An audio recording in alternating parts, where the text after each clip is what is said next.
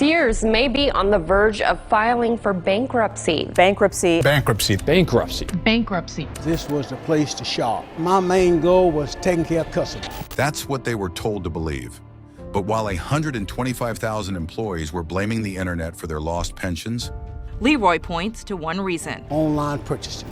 their CEO was walking away with nearly $2 billion. For 13 years, Eddie Lampert ran Sears like a sinking ship. But here's what nobody understood. For him, the sinking was the profit. He didn't lose to Amazon. He didn't lose to Walmart. He systematically stripped the company of its most valuable parts, sold them to himself, and charged his own stores rent to stay inside their own buildings.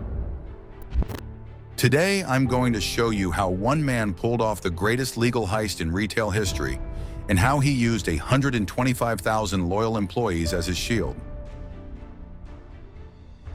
To understand how Eddie Lampert did this, you need to understand who he was long before Sears.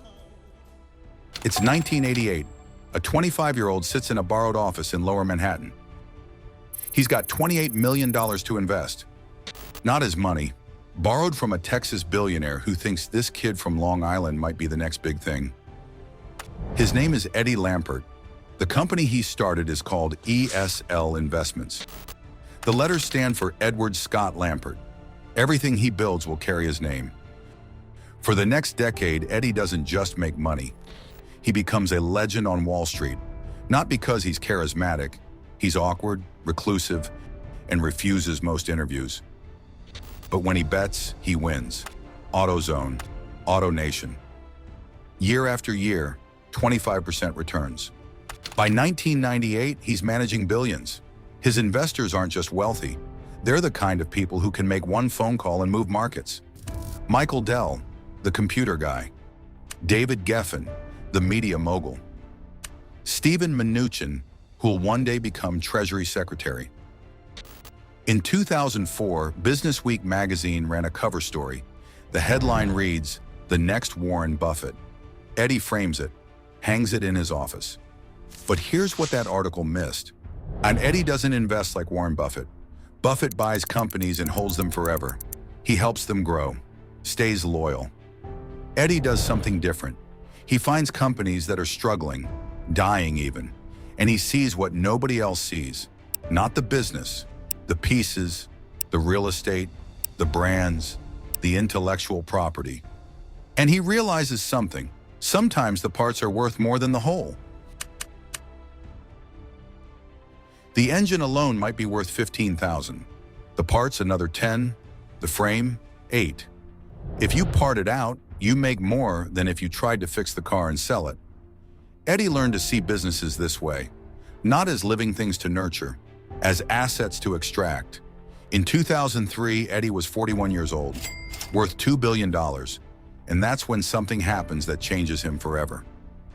January 21st, 2003, Greenwich, Connecticut, 5:47 in the evening. Eddie Lampert walks to his car in an underground parking garage. He's just finished another day managing billions. 4 men are waiting for him. They grab him. One has a shotgun. They handcuff him, blindfold him, throw him in the backseat of a Ford SUV. For the next 28 hours, they hold him hostage in a motel room. Room 109. $49 a night.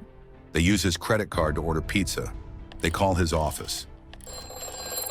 They demand $5 million. But here's what they don't understand. They're not dealing with someone who panics. Eddie talks to them. For hours. He's calm, methodical. He convinces them he'll pay. If they just let him go, he'll wire the money. No police, no trouble. They believe him. After 28 hours, they drive him to a different location and let him go. Eddie walks half a mile to a police station, tells them everything. All 4 kidnappers are arrested within days. He never pays a cent. Now, well, you might be wondering. Everything. Because after Eddie escapes, something changes in him. He becomes more paranoid, more reclusive, stops doing interviews almost entirely. But he also learns something else.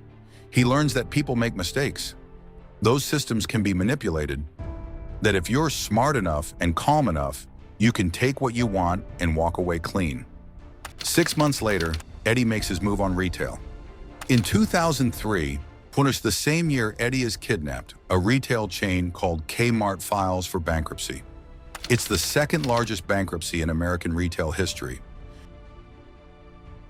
Most investors see a dying company. Eddie sees something else. He buys Kmart's debt, cheap, and then he uses the bankruptcy process to convert that debt into ownership. By the time Kmart emerges from bankruptcy, Eddie Lampert controls it. Wall Street is impressed. He just turned a bankrupt discount retailer into a profitable company. But Eddie's not done. In 2005, he announced a stunning move. Kmart would merge with Sears to create a retail powerhouse. Today, Kmart went shopping and came home with Sears. The deal values the combined company at $30 billion. $30 billion, more than Amazon at that time. Wall Street cheers. Financial analysts write glowing reports. Finally, they say, someone with real financial genius is saving an American icon. The Sears employees are told the same thing. At company meetings, when Eddie stands in front of them and says, "We're going to compete. We're going to be leaner, tougher, smarter than everyone else," they believe him. Because why wouldn't they? This man just saved Kmart from death. Surely he can save Sears. What they don't know, what nobody knows yet, is that Eddie isn't thinking like a retailer trying to save a business. He's thinking like a hedge fund manager looking at $30 billion in assets that nobody's extracted yet. In 2006, 1 year after taking over Sears, Eddie commissioned something, a yacht. He names it Fountainhead, after an Ayn Rand novel about a man who refuses to compromise his vision for anyone. The book's philosophy is simple. Selfishness is virtue. Competition is everything. The weak deserve to fail. Eddie doesn't just read Ayn Rand, he lives it. And he's about to make Sears into a real-world experiment of exactly what happens when you run a company that way. By 2007, Eddie had a plan. Well, he calls it radical decentralization. Here's how it works. Instead of running Sears as one company where departments cooperate, he splits it into more than 30 separate business units. Appliances, tools, electronics, clothing. Each unit operates independently. And here's the key. They have to compete against each other for resources, for investment, for survival. The idea, Eddie tells executives, is that competition will breed innovation. The strongest units will thrive. The weak ones will die. Natural selection. Sears employees have a different name for it.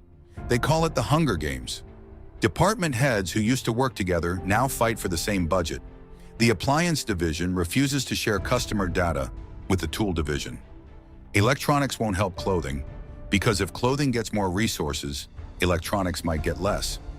One former executive would later tell a reporter, "It was like Lord of the Flies. Everyone was fighting to survive. And cooperation was seen as weakness." Meanwhile, the stores themselves are falling apart. Ceilings leak, lights flicker and go out. Shelves stay empty because nobody's reordering inventory. The shopping experience becomes depressing. Customers stop coming. Sales drop year after year after year. But Eddie doesn't increase investment in the stores. In fact, he does the opposite. Between 2005 and 2013, Sears will spend less than $200 million on store renovations. In that same period, Target spends $4 billion. Walmart spends $13 billion. Sears employees beg for help, for money to fix the stores, to improve the shopping experience. Eddie's answer is always the same. We need to be leaner, cut costs. Prove your unit is worth the investment. But here's what's really happening while employees are fighting each other and stores are crumbling. In 2012, Eddie quietly creates a new company. It's called Seritage Growth Properties. Who owns 43.5% of Seritage? Eddie's hedge fund, ESL Investments. Who's the chairman of Seritage? Eddie Lampert himself. And what does Seritage do? It buys real estate from Sears, then rents it back to them. This is the part where the heist becomes genius. Let me explain what Eddie just did, because this is where the extraction really begins. Sears owns hundreds of stores, valuable real estate in malls and shopping centers in cities across America, property worth billions. And Sears owns it free and clear. No mortgage, no rent. Eddie creates Seritage to buy that real estate from Sears. In July 2015, the biggest deal happens. Sears sells 235 of its most valuable properties to Seritage. The price? $2.6 billion. On paper, this looks like Sears needs cash and is selling assets. That happens in struggling companies. But here's where it gets dark. First, independent analysts would later testify that those properties were worth at least $3.2 billion. That means Eddie bought them at a discount of more than $600 million. Ada from himself. Second, Sears doesn't just sell the buildings. It signs leases to rent them back from Seritage. Long-term leases at market rates. Think about what just happened. Sears used to own these buildings. No rent payment, no landlord. Now Sears pays Eddie's company rent every single month. Between 2015 and 2018, Sears will pay $349 million in rent to Seritage. It's $349 million flowing from Sears' dying bank accounts directly into Eddie Lampert's pocket. But wait, it gets worse. Those lease agreements, they have penalties. If Sears closes a store and stops paying rent, they owe massive fees. Eddie has just created a trap, a death spiral. Sears is locked into paying his real estate company hundreds of millions, even as the company hemorrhages cash. And as Seritage's chairman, Eddie wants those rent checks to keep coming. But as Sears' CEO, he's supposed to be trying to save the company. These interests are directly opposed. So which Eddie wins?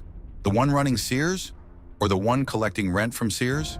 The rent checks never stop. The worse Sears does, the more he wins. If they stay open, he collects rent. If they close, he collects termination fees. Eddie has turned Sears into his personal ATM.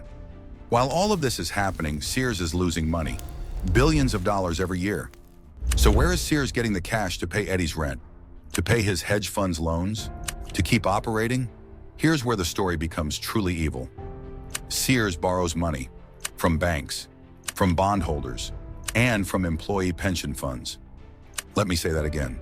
Employee pension funds. Sears workers have been paying into their retirement accounts for decades. That money is supposed to be safe, protected, untouchable.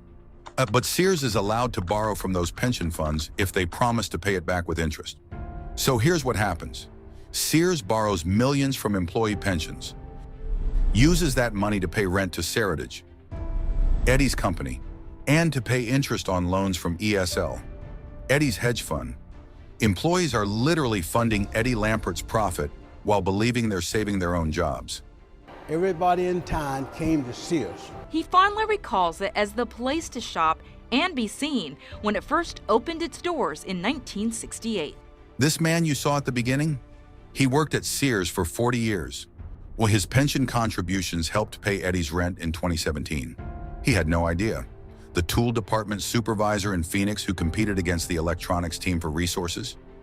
His retirement money paid interest to Eddie's hedge fund in 2016. They had no idea. And when Sears finally collapses, those pensions will be gone. But the rent checks Eddie collected, those don't get refunded. In May 2019, after Sears is already bankrupt, Eddie threatens something breathtaking. He says he might not pay $43 million in pension obligations to 90,000 workers. The money didn't disappear. It just changed clothes. It was sitting in the hull of a yacht called Fountainhead. But Eddie's not done finding ways to extract value. In 2005, when he merged Kmart and Sears, he created a parent company. He called it Sears Holdings, but internally, they referred to it as the We Company, as in, we're all in this together. Except Eddie personally owned the trademark to the word we, not the company, him, personally. So in the paperwork for Sears Holdings, there's a line item, $5.9 million paid to Edward S. Lampert for licensing the trademark we. Let me make sure you heard that correctly. Eddie charged his own company, the company he's supposedly trying to save, almost $6 million to use the word we. When a reporter later discovered this and asked Eddie's team about it, they unwound the transaction. The word we, the rent, the interest, the brands, everything. By 2017, Sears is dying. The stores are empty. So sales are down 13% year over year despite closing hundreds of locations. The company is burning through $100 million a month. Eddie's solution? Sell the crown jewels, Craftsman tools, a brand name that meant something to American men for generations. Your grandfather's Craftsman wrench is still in your garage, still works. Stanley Black & Decker offers $900 million for Craftsman. That's a real offer from an independent third party, based on Craftsman's actual value. But just 2 years earlier, Eddie's hedge fund had offered $400 million for Kenmore appliances, another iconic brand, one that generated $4 billion in annual revenue. Independent analysts said Kenmore was worth at least $1 billion, probably closer to $2 billion. Eddie was offering less than half that. Do you see the pattern? When Sears sells to an outside company, the price is fair. $900 million.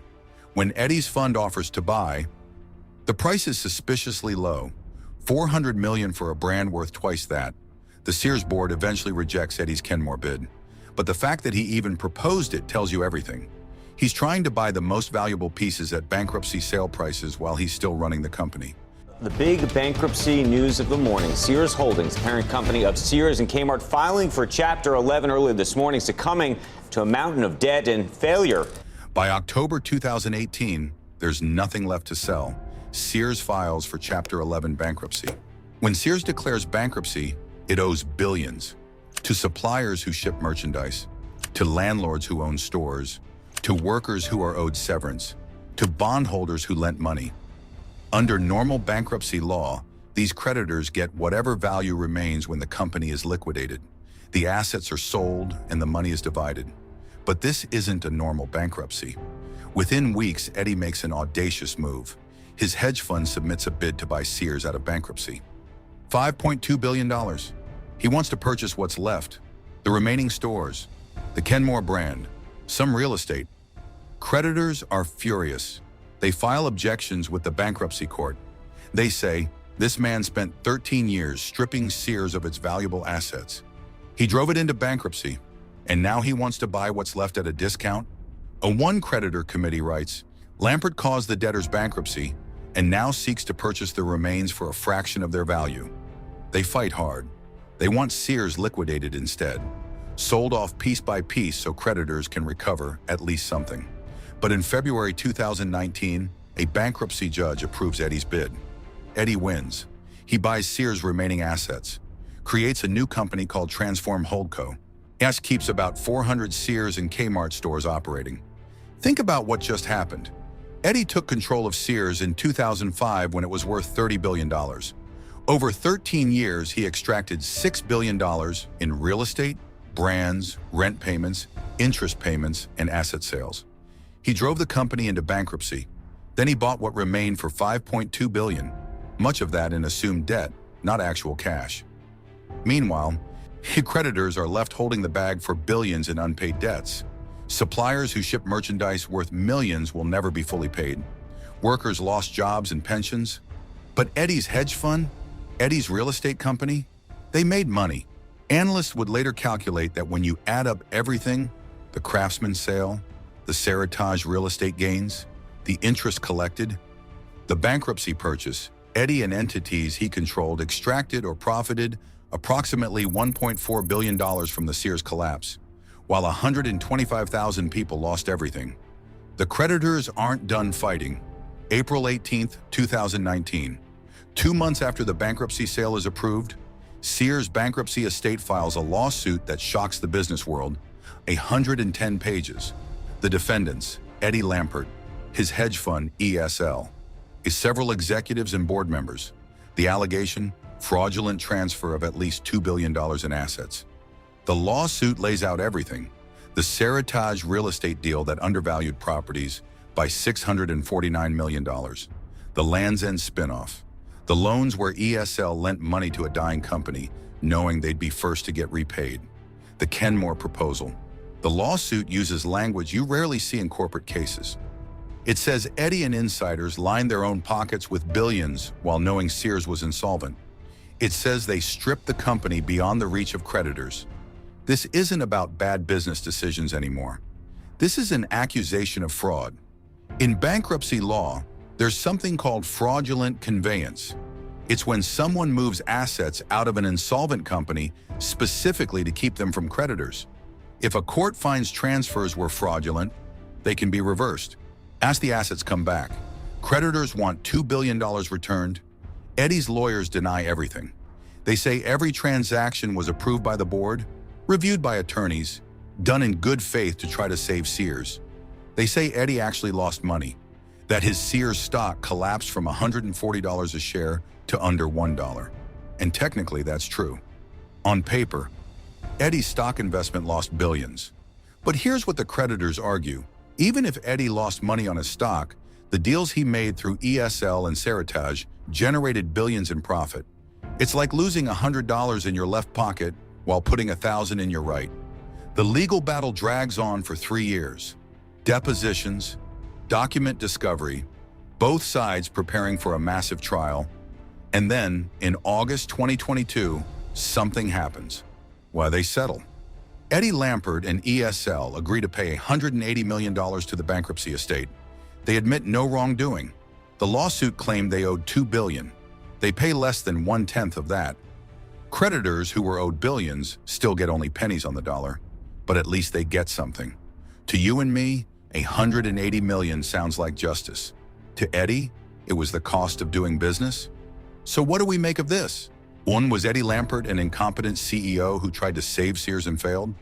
Or was this one of the most elaborate asset-stripping schemes in American history? Here's what we know for certain. 125,000 people lost their jobs. 90,000 had their pensions threatened. Suppliers lost billions. An American institution that survived the Great Depression, 2 world wars, and a century of change died. Eddie Lampert's net worth today? $2.2 billion. Roughly the same as before Sears. Today, in 2026, there are fewer than 10 full-line Sears stores left in the entire country. The American icon is a ghost. In 2024, what's left of Sears entered bankruptcy again, and Eddie Lampert submitted another bid to buy it. He's trying to do it again. That employee you saw at the beginning, he wasn't lying. He believed it, because that's what he was told. For 13 years, and 125,000 people believed they were fighting the internet, fighting Walmart, fighting Amazon, fighting to save their jobs. They competed against each other. They watched their stores crumble. They kept working because they believed they were saving something. But they weren't fighting Amazon. They were being dismantled from